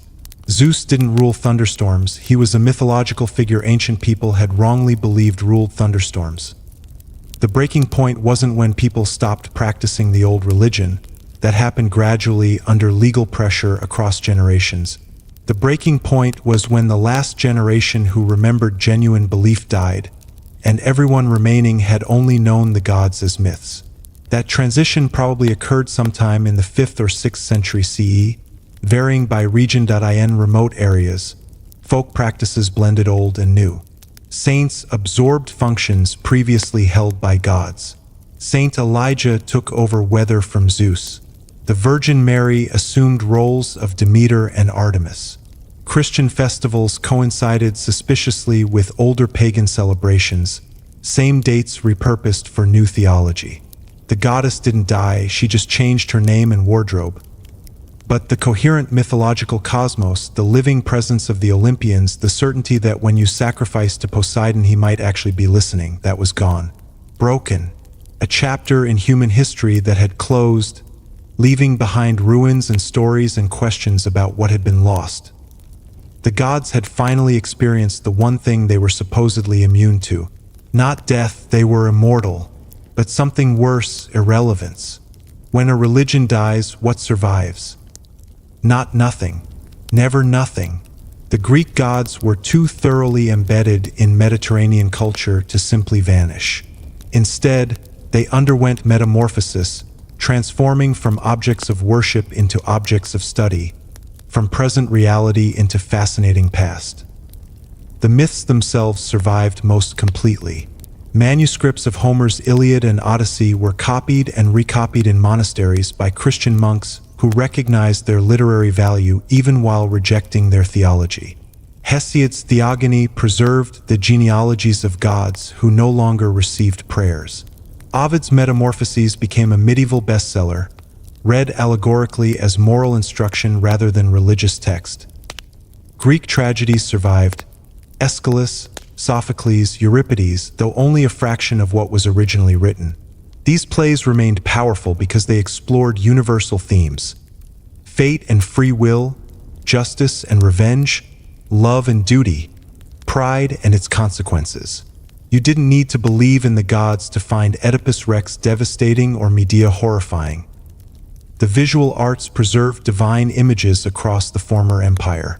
Roman copies of Greek sculptures meant that Zeus, Athena, Apollo, and Aphrodite remained visually present even after their temples closed. These statues were sometimes destroyed by zealous Christians, but often they were preserved as artistic achievements, as cultural heritage, as beautiful objects divorced from religious function. Names persisted everywhere. The days of the week in Romance languages honor Roman gods: Mercury, Judy, Jupiter/Jove, Vendrati, Venus. Months too: January from Janus, March from Mars, May from Maia, June from Juno. The planets carried divine names into astronomy. Mercury, Venus, Mars, Jupiter, Saturn. The gods left Earth but occupied the heavens, at least nomenclaturally. Language preserved them. Herculean effort: Achilles' heel, Pandora's box, narcissism, erotic, panic, titanic, Olympian. Everyday words carrying mythological DNA. You couldn't speak English or any European language without invoking this dead religion constantly, usually without noticing. Philosophy absorbed certain elements. Neoplatonism, trying to reconcile traditional gods with monotheistic philosophy, created frameworks that Christianity would partially adopt. The concept of divine hierarchy, of emanations from the one, of degrees of reality, these Neoplatonic ideas, originally developed to save the gods philosophically, ended up serving Christian theology instead. The mystery cult's emphasis on personal salvation, secret initiation, and promised afterlife probably influenced Christianity's development, though Christians would deny any borrowing. The structure of rituals, the importance of symbols, the communal meal, Christian Eucharist resembling mystery cult sacred meals. These parallels suggest cultural continuity despite theological rupture. Saints absorbed divine functions and sometimes personalities. Saint George slaying the dragon echoed Perseus killing the sea monster. Saint Christopher carrying the Christ child across the river mirrored Hercules' river-crossing labors. The Virgin Mary took on attributes of Artemis, protector of women, Demeter, sorrowful mother, and Aphrodite, queen of heaven. The old archetypes found new narratives. Geographic memory persisted. Mount Olympus remained Olympus even after Zeus no longer ruled from its summit. Delphi stayed Delphi, though Apollo's oracle was silent. The Parthenon dominated Athens' skyline, repurposed but architecturally unchanged. The landscape itself was a palimpsest, Christian present written over pagan past, but the earlier text never fully erased. Folk traditions in rural Greece preserved fragments. Nereids, sea nymphs, became ambiguous spirits in folktales, not quite Christian, not quite pagan, existing in the margins. Practices to appease spirits of place, offerings left at crossroads, rituals for blessing crops. These continued with thin Christian veneer over substantially older structures. Byzantine scholars preserved texts. When Western Europe descended into relative intellectual darkness after Rome's fall, Byzantine libraries kept Greek manuscripts safe. The works of Plato and Aristotle, Herodotus and Thucydides survived because Byzantine copyists valued learning. They preserved pagan literature while practicing Christianity, separating cultural from religious value. Islamic scholars helped too. When medieval Europe had largely forgotten classical learning, Islamic civilization studied and translated Greek texts. Aristotle survived in Arabic translation before being retranslated into Latin, sparking the medieval renaissance of learning. The gods' stories traveled to Baghdad, Damascus, and Cordoba before returning to European consciousness. The Renaissance, 14th to 17th centuries CE, brought deliberate revival, though cultural rather than religious. Italian humanists read Homer and Virgil not for theology but for style, wisdom, and connection to classical greatness. Artists like Botticelli painted the birth of Venus, celebrating divine beauty without worshiping the goddess. The myths became subjects for art, literature, and philosophical reflection, culture rather than cult. This transformation was essential for survival. Had the gods remained only religious figures, Christianity's dominance would have obliterated them completely. By becoming culture, art, literature, philosophy, language, they escaped destruction. They stopped being threats to Christianity and became shared heritage, beautiful antiquity, the classical world that medieval and Renaissance Europe defined itself in relation to. But something vital was lost. The myths survived as stories, but not as living experience. No one experienced Athena appearing to grant wisdom, Poseidon causing earthquakes in rage, Zeus punishing hubris with lightning. The gods became characters people read about rather than beings people encountered. The stories remained, but the relationship, the terror and love and desperate negotiation with divine power, that was gone. What remained was simultaneously everything and nothing. Every text, every image, every myth was potentially recoverable. But the animating certainty, the experience of living in a cosmos populated by conscious divine beings intimately involved in human affairs, the religious reality that made the myths meaningful rather than merely interesting, that couldn't survive translation into cultural artifact. The Greeks' gods lived on, but as memories, as heritage, as the West's most influential mythology. They survived the way a body survives as skeleton, structure intact, but missing the flesh, blood, and breath that once made it alive. The peculiar immortality of the Greek gods is that they're more present in modern culture than they were for 1,000 years after Christianity's triumph. Medieval Europe knew the gods existed in texts but treated them as historical errors at best, demons in disguise at worst. Dante placed the virtuous pagans in limbo, Homer, Virgil, and the rest eternally separated from salvation, suffering only by lacking God's presence. The gods themselves were either ignored or reinterpreted as allegory. Medieval scholars reading Ovid would extract Christian moral lessons. Narcissus illustrated the sin of vanity, Orpheus prefigured Christ descending to save souls. But the Renaissance changed everything. Suddenly, educated Europeans were obsessed with classical antiquity, seeing it not as flawed predecessor to Christian truth, but as golden age worth recovering. The myths flooded back into art, literature, architecture, and thought, not as religion but as cultural capital, as mark of sophistication, as connection to human excellence. Botticelli's Birth of Venus, 1484 to 86, depicted the goddess rising from sea foam, achingly beautiful, pagan divinity celebrated in Christian Florence. Michelangelo painted classical Sibyls alongside biblical prophets on the Sistine Chapel ceiling, suggesting continuity between pagan wisdom and Christian revelation. Raphael's school of Athens placed Plato and Aristotle at the center of intellectual achievement, honoring pre-Christian thought. Shakespeare wove mythological references throughout his plays. A Midsummer Night's Dream featured Theseus and Hippolyta, mixing Greek legend with English fairy tales. His characters invoked Venus, Cupid, Mars, and Mercury constantly, the gods as metaphorical shorthand, cultural vocabulary everyone recognized. The Enlightenment embraced classical mythology as rational alternative to Christian mysticism. Deists who questioned revelation found Greek philosophy more congenial than church dogma. Voltaire praised Athenian democracy and reason. Rousseau idealized classical virtue. American and French revolutionaries styled themselves as New Romans, building neoclassical architecture, adopting republican virtues, using mythological imagery in art and rhetoric. The U.S. Capitol building is neoclassical temple. The Lincoln Memorial houses Lincoln like Zeus enthroned. Lady Liberty is Athena with different name.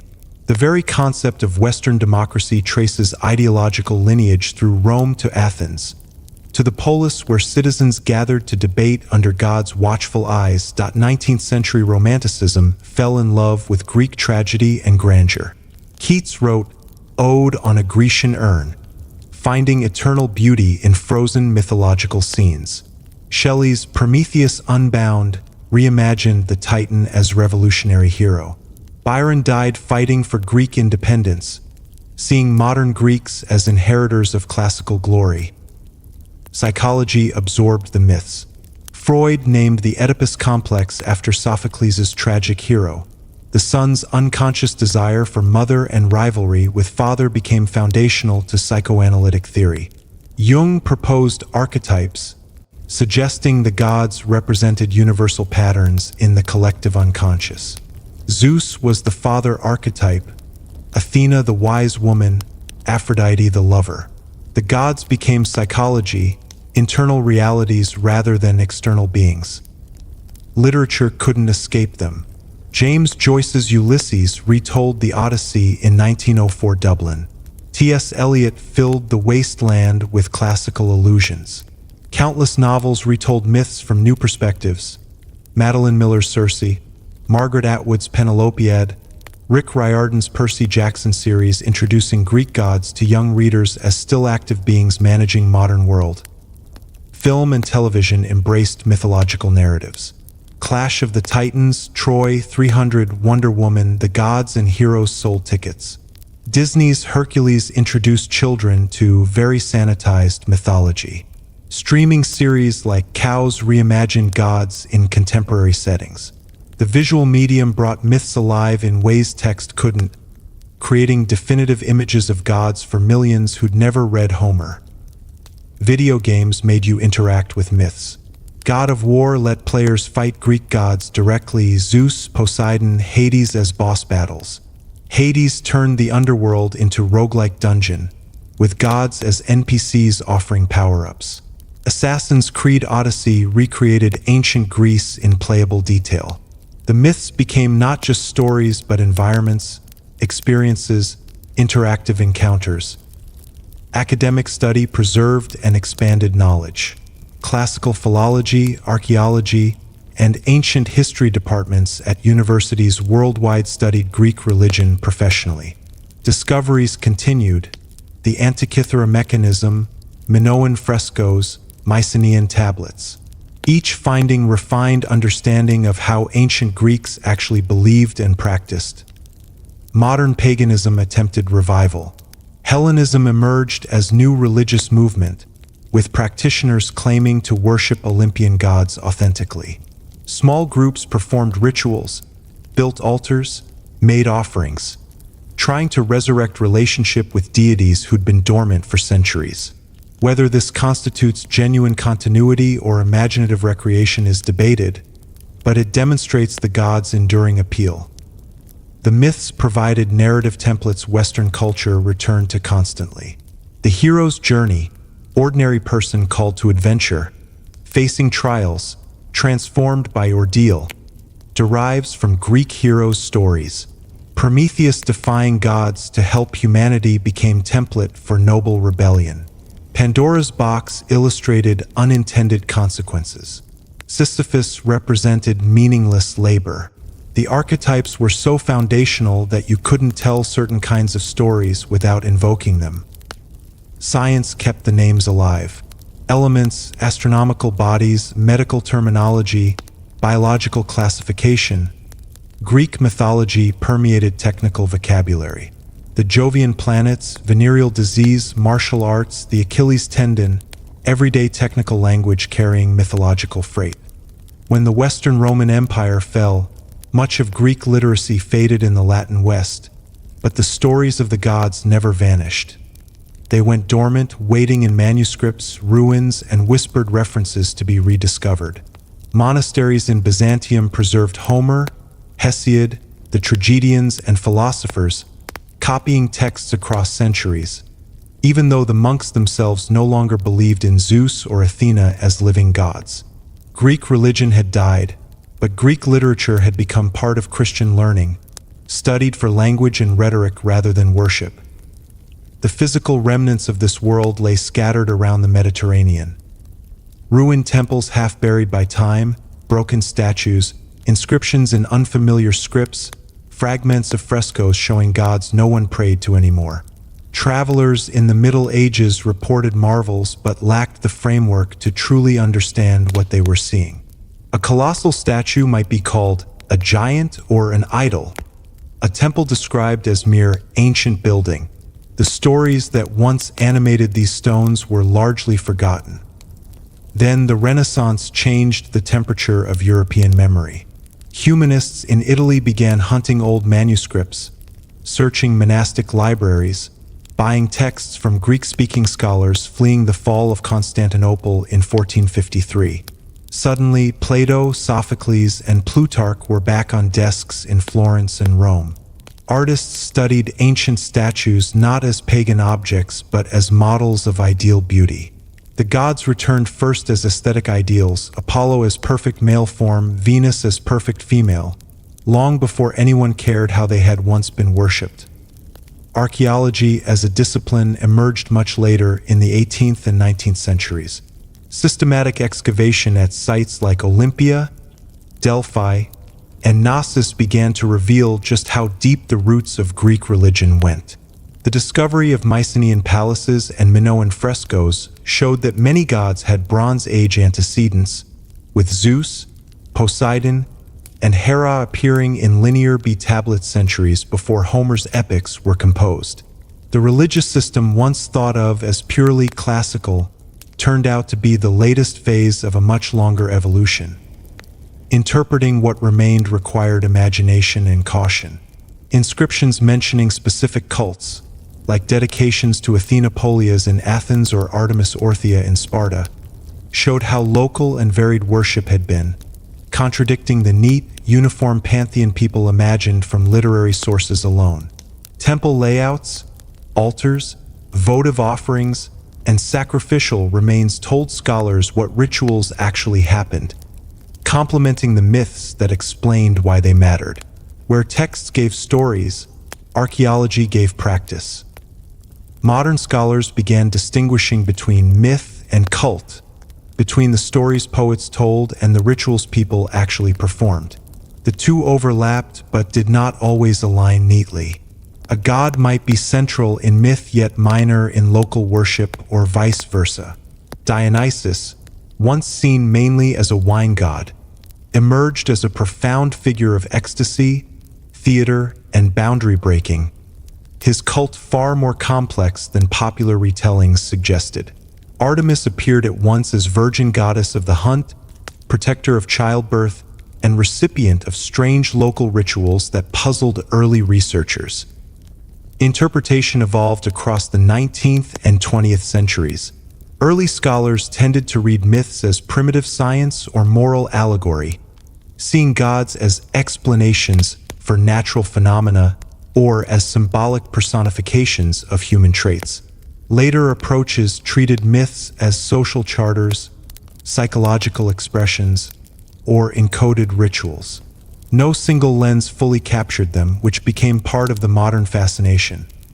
Greek gods could be read as psychology, sociology, literature, anthropology, and theology simultaneously. At the same time, debates persisted and still persist about seemingly simple questions.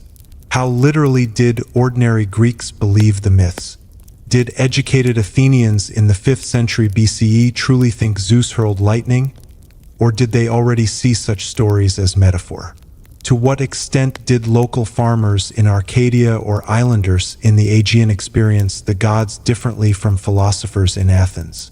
The evidence is partial and uneven, and scholars often disagree, not because the material is unclear, but because human belief is messy. What surprised modern interpreters most was just how flexible and contradictory Greek religion had always been. There was no single Bible, no fixed canon, no centralized dogma. Homer and Hesiod were influential but not authoritative in the way sacred scriptures later became. Myths shifted from poet to poet, city to city, generation to generation.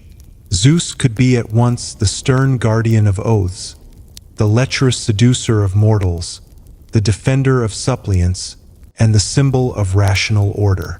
That fluidity made the gods resilient and adaptable for centuries, and makes them endlessly interpretable now. Today, understanding of Greek gods continues to evolve. New archaeological discoveries, fresh translations, and changing theoretical perspectives all reshape how this world is seen. Sometimes what is most striking is not what is known, but what is absent. The inner feelings of ordinary worshippers, the texture of their private prayers, the exact sound of their songs. These are lost beyond recovery. What remains are traces. Stones, stories, names, rituals, all of them clues that invite reconstruction but resist final certainty. That uncertainty is part of the modern draw. The gods live now in the space between evidence and imagination, through the dialogue between ancient texts and contemporary minds. Each new generation approaches them with different questions about gender, power, colonialism, psychology, identity, and finds new meanings in old tales. The gods are no longer authorities. They are mirrors. Stepping back from the long arc of this story, from chaos and Gaia to Christian emperors and modern novels, patterns start to emerge.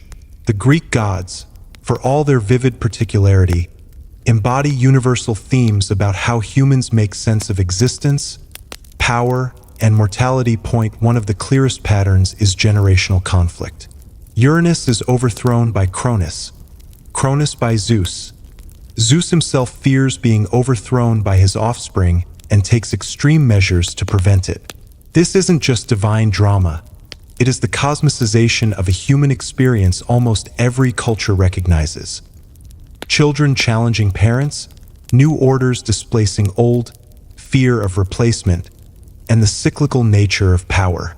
In Greek hands, this becomes a theology of history itself. No rule is secure, no order permanent, and every victory plants the seeds of its own undoing. Another pattern is the tension between chaos and order.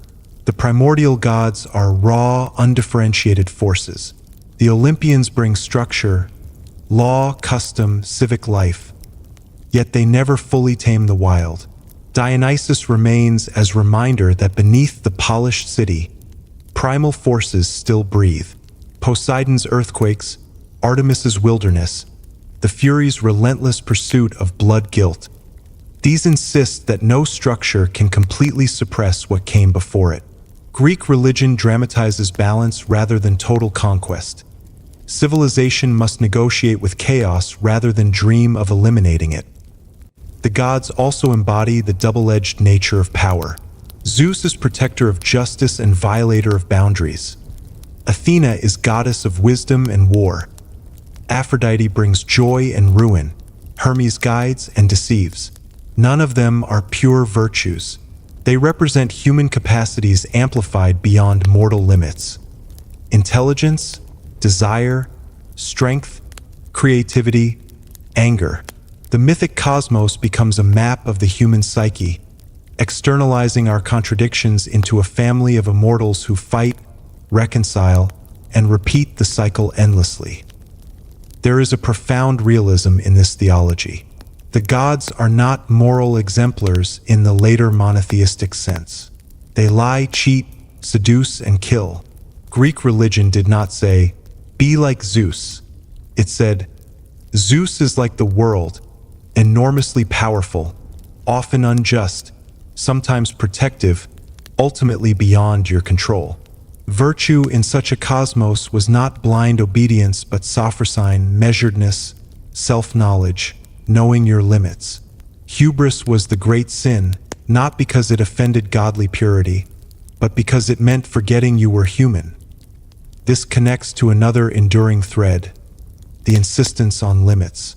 Mortals who try to cross forbidden boundaries, like Arachne challenging Athena in weaving, Niobe boasting she surpasses Leto in childbearing, or Icarus flying too close to the sun, are punished not for ambition alone, but for denying the gulf between human and divine. Yet heroes who stretch limits within the human sphere, Odysseus's cunning, Heracles' strength, Perseus's courage, are honored. The boundary must be respected, but its edges are precisely where greatness can manifest. The decline of the gods and the rise of new religious forms also reveal perennial human needs. Greek religion excelled at explaining the world's variety, giving every force a face and every experience a story. But it offered little certainty about personal salvation, little moral clarity, and a fragmented vision of ultimate reality. Monotheistic systems, beginning to flourish in late antiquity, promised unity, purpose, and clear moral frameworks. A single source, a single narrative of creation, fall, and redemption. The shift from many flawed gods to one perfect God reflects a human longing for coherence where Greek polytheism emphasized complexity. Yet the old myths endure because they refuse easy answers. Oedipus isn't punished for intentional wickedness. He is crushed by a network of fate, ignorance, and flawed choices.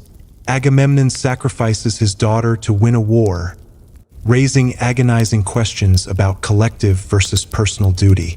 Orpheus turns back at the last moment, sabotaging his own rescue mission.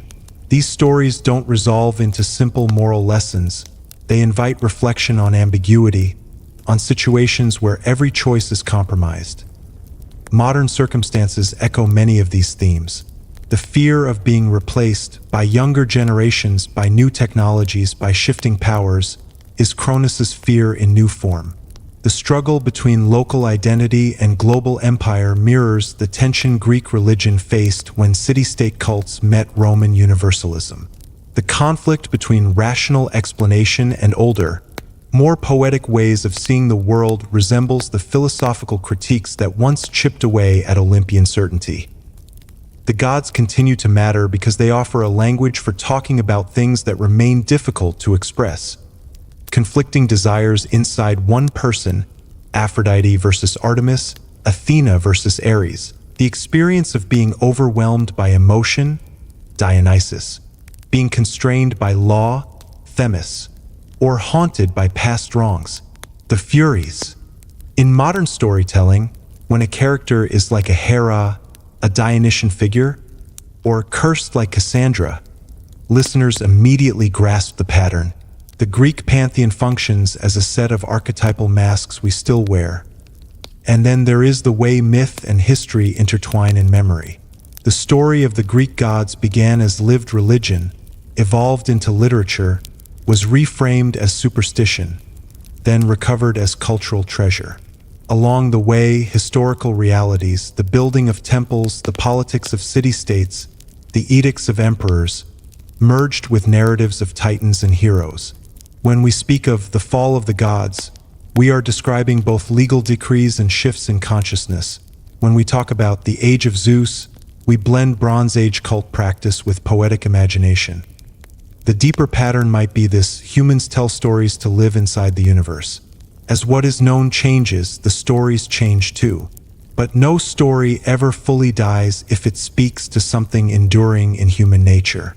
So here we are at the quiet end of a very long journey that if you've stayed with this story through chaos and Gaia, through Titanomachy and Trojan War, through temples and tragedies and emperors who banned old sacrifices, you might feel a little like a traveler returning home at night, carrying the dust of many roads.